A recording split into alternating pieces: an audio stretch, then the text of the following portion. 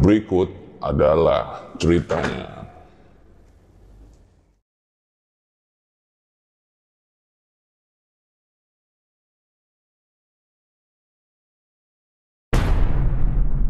Segala perbuatan itu, yakinlah, cepat atau lambat, kalian akan menerima pembalasannya.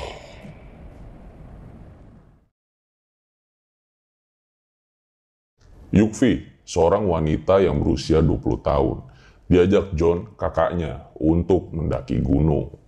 Karena emang ketika kakaknya lagi di rumah nih, bahkan lagi kerja tuh, si John, Yukvi ini kerap merengek tuh, minta untuk diajak muncak ke gunung. Kakak ganteng, ayo dong naik gunung.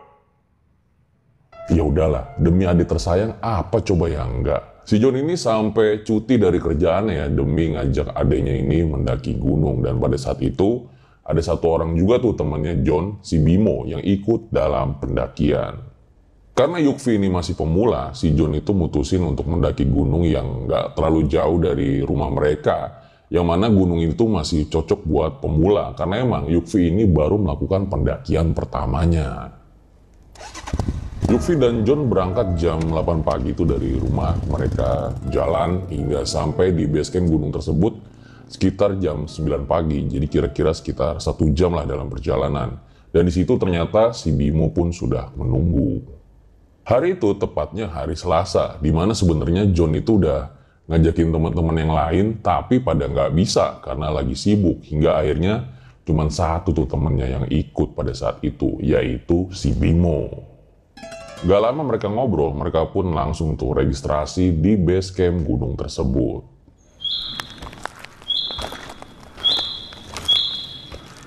Mereka mendaki seperti biasa sambil ngobrol-ngobrol. Bimo itu orangnya pecicilan, terkadang dia juga menjahili tuh dua kakak beradik itu. Cie, kalian nih kayak judul film ya. Adik kakakku, temannya tetangga ibuku, ternyata mertuaku. Please deh Bim. Siang itu suasana gunung tuh cukup sepi ya, bahkan mereka tuh nggak ketemu sama pendaki lain sama sekali di saat itu.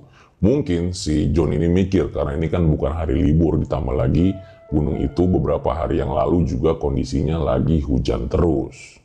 Setelah 4-5 jam mereka berjalan, akhirnya mereka sampai juga tuh di puncak gunung. Di sana mereka istirahat, bangun tenda tuh, terus ngobrol-ngobrol sampai menjelang malam. Saat itu di puncak mereka juga nggak ketemu tuh sama orang sama sekali, hanya mereka bertiga. Suasana mulai dingin karena angin kencang yang berhembus ditambah saat itu tuh lagi hujan turun dengan sangat lebat. Belum lagi ada kejadian air hujan masuk ke tenda mereka. Gila nih woi, hujan lebat banget. Mana airnya masuk ke tenda lagi? Kak, dingin banget ini kak. Udah kalian tenang dulu deh. Dek, kamu pakai jaket kakak dulu aja ya. Mungkin karena tenda yang dipunya sama John itu terbilang harganya cukup murah. Makanya kualitasnya ya bisa kalian lihat sendiri. Air hujan pun masuk ke dalam tenda saat itu. Alasan John bawa tenda itu karena emang tendanya itu cukup besar ya. Jadi muat 3 orang. Tapi ya sayang, tendanya itu kurang kuat. Di sini Yukvi itu udah mulai kedinginan. Badannya itu udah kayak gemeter-gemeter gitu. Dan dia pun coba meremas-remas kedua tangannya. Tapi tidak terasa apa-apa. Karena emang dia udah sangat kedinginan. Melihat gelagat kedinginan dari adeknya, John pun langsung membuat minuman yang hangat tuh buat si Yukvi ini. Sementara si Bimo ini agak canggung ya, karena dia juga merasa mulai kedinginan. Bro, kita bakar-bakar aja kali ya. Kayu banyak nih, lumayan. Lu ngelawak ya Bim? Kagak lihat apa hujannya lebat kayak gini? Mana bisa nyala anjir? Emang si Bimo ada-ada aja. Ya emang juga sih kayu di sana tuh cukup banyak ya, tapi mau digunain kayak gimana coba? Selain karena hujan, di gunung itu juga emang dikenal dilarang untuk membuat api unggun karena emang potensi terjadinya kebakaran itu cukup besar di gunung tersebut. Belum lagi jumlah pohon yang sudah mulai sedikit. Kalau mereka nekat, bisa aja tuh mereka kena denda. Tapi Bimo seakan-akan tidak memperdulikan hal tersebut. Dia terus tuh mencari kayu-kayu untuk dibakar buat api unggun.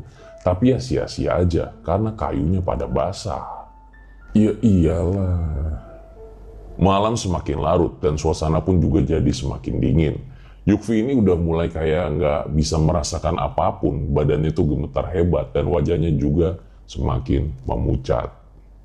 Yukvi terus merintih kedinginan, makanya kakaknya John tuh sibuk namparin pipinya Yukvi secara halus ya, tujuannya agar Yukvi ini tetap sadar. Dan sialnya mereka, hujan itu berlangsung cukup lama ya, bahkan sampai jam 1 pagi.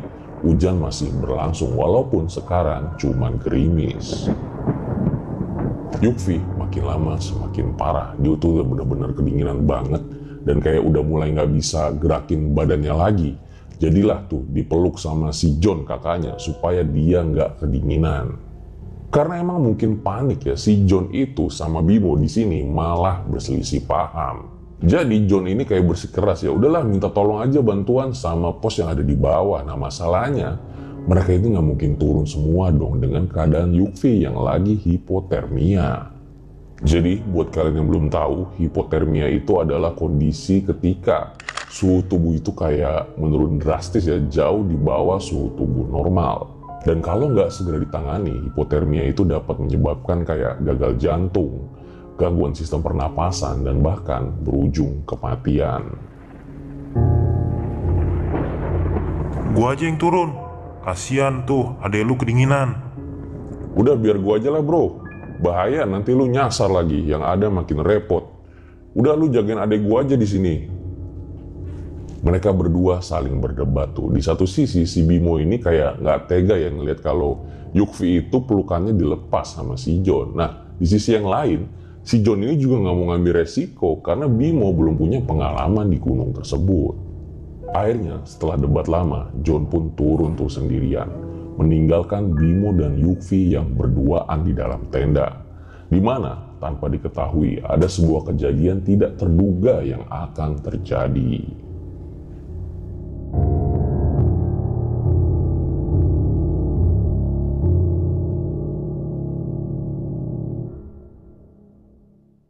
Buat kalian yang punya pengalaman horor nyata, bisa kirim cerita kalian ke email rj5 atau DM Instagram rj5.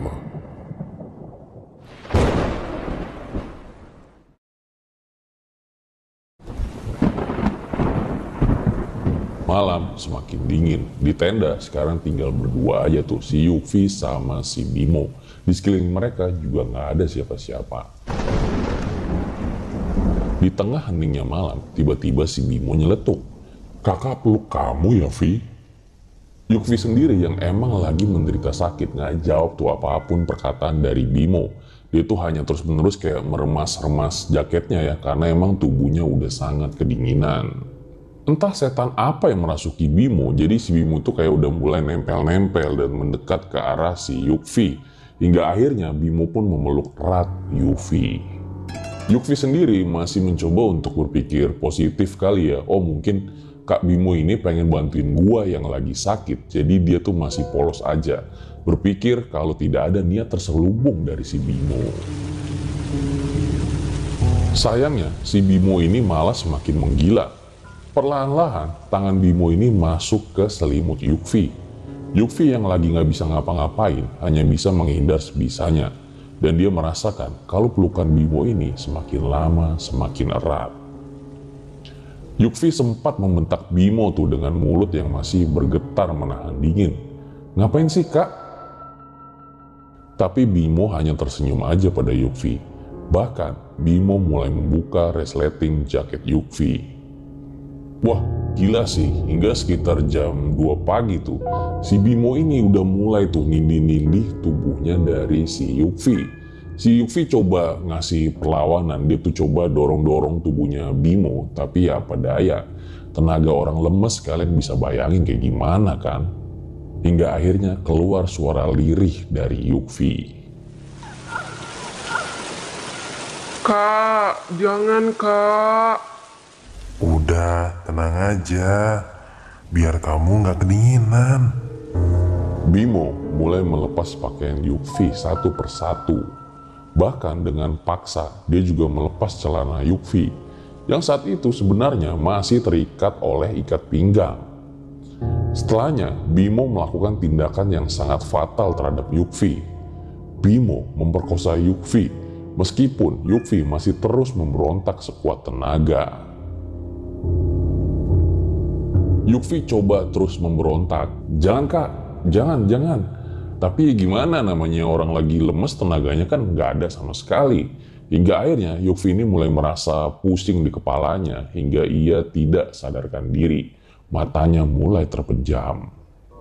Yukvi hampir pingsan, tapi di antara sadar dan tidak sadarnya ini, Yukvi itu ngeliat di dalam tenda ada sosok almarhum ayahnya yang lagi menatap ke arah Yukvi sambil tersenyum, dan gak lama Yukvi pun meneteskan air matanya. Entah apa yang terjadi sama Bimo, Bimo pun juga langsung menghentikan aktivitasnya. Sayup-sayup dari luar, si Yukvi ini kayak mulai ngedenger ada suara kakaknya yang datang ke dalam tenda. Buru-buru tuh si Bimo pakai celana sama pakaiannya supaya nggak ketahuan tuh sama si John. Yukvi sendiri coba tuh merapikan pakaiannya sebisa dia dengan tenaga yang sangat lemas. Beberapa saat setelahnya, John langsung masuk ke tenda, bantu Yukvi buat keluar ke api unggun.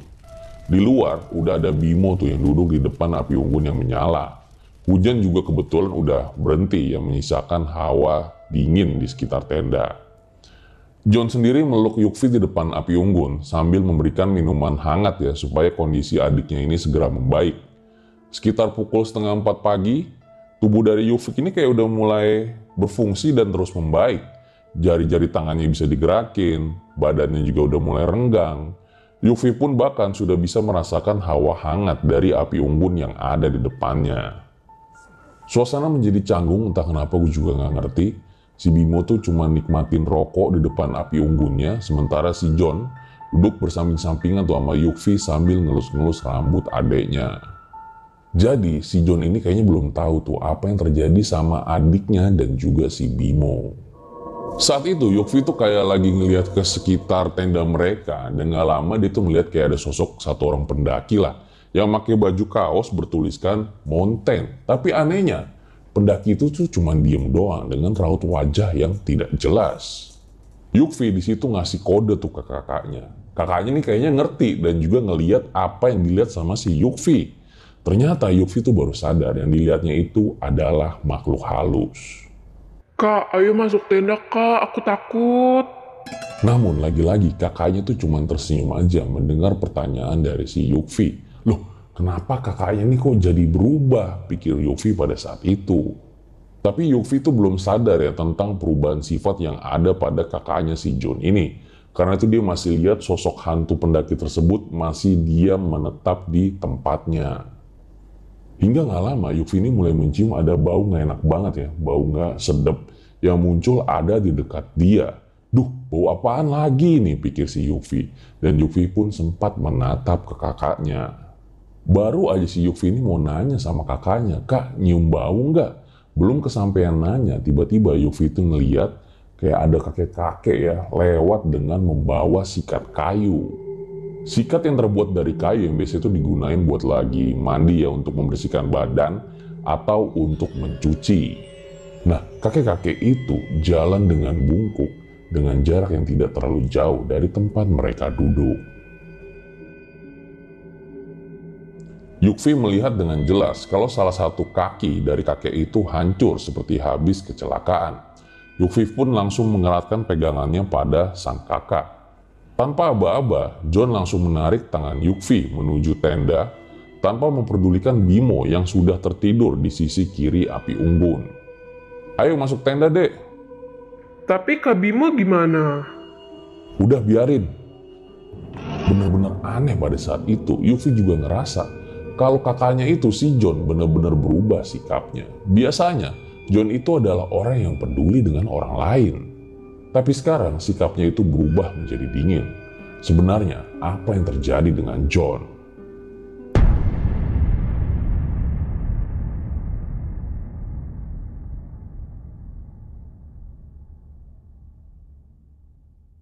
Karena kejadian itu, si Yuffie sama John pun masuk ke dalam tenda tuh, ninggalin si Bimo yang lagi tidur sendirian di luar tenda. Tapi lagi-lagi kejadian horor malah dialami sama si Yuffie ini. Gak lama dia baru tidur, dia tuh mendengar ada suara alunan senandung khas Jawa.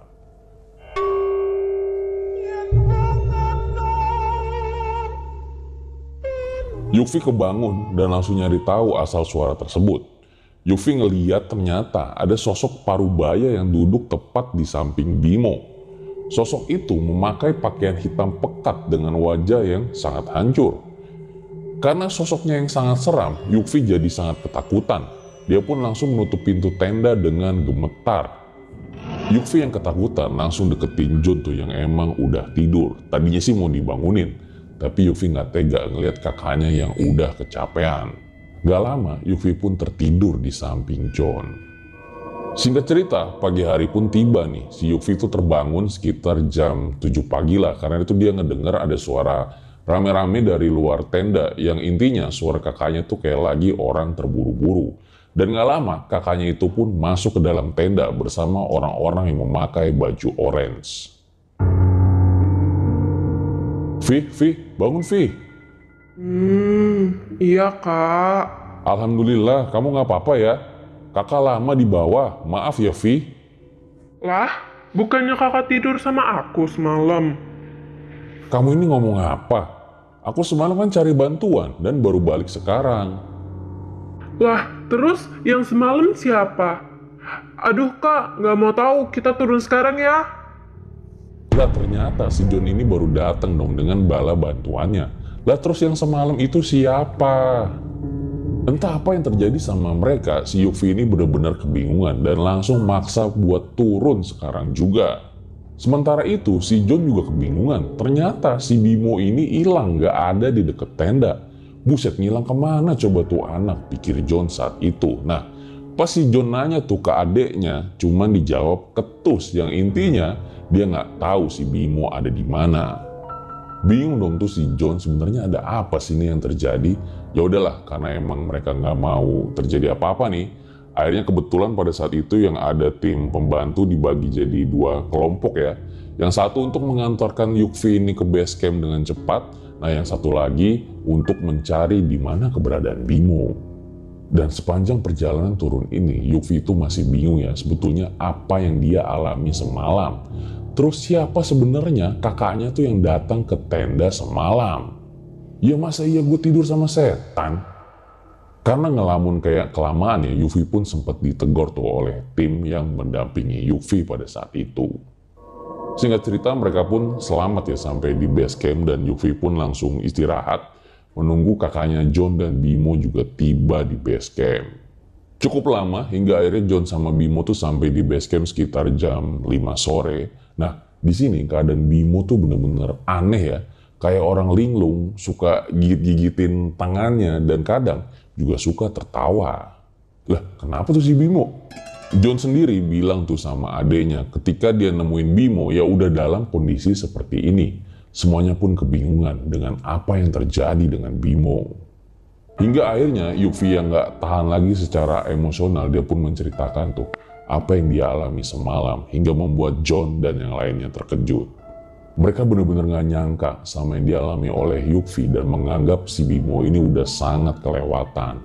Sesampainya di rumah, John pun juga udah gak memperdulikan lagi tuh si Bimo. Dia tuh mikir, kok tega-teganya nih temen gua ngelakuin adek gua seperti ini. Bener-bener gak nyangka banget tuh si John sama kelakuan Bimo. Ya walaupun si Bimo ini memang tergolong anak yang cukup nakal. Tapi mungkin dalam hatinya John berkata, bener-bener tega lo Bim.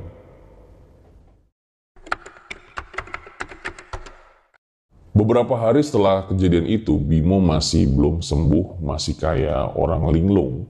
Bahkan keluarganya dari Bimo ini sempat datang tuh ke rumah Yuffie buat protes. Awalnya keluarga Bimo ini mikir bahwa apa yang terjadi sama Bimo adalah kesalahan dari John. Karena anaknya diajak muncak oleh John. Tapi setelah Yuffie menceritakan semuanya, justru keluarga dari Bimo lah yang meminta maaf atas perbuatan anaknya. John sendiri sebenarnya kayak belum bisa maafin ya apa yang dilakukan Bimo ke adeknya. Tapi mengingat kondisi dari Bimo yang masih linglung dan sakit seperti itu, dia pun mengurungkan niatnya tuh untuk melaporkan Bimo ke pihak yang berwajib. Sayangnya sampai cerita ini diangkat, gue juga masih belum tahu tuh kondisi terakhir dari Bimo. Apakah sudah sembuh atau belum?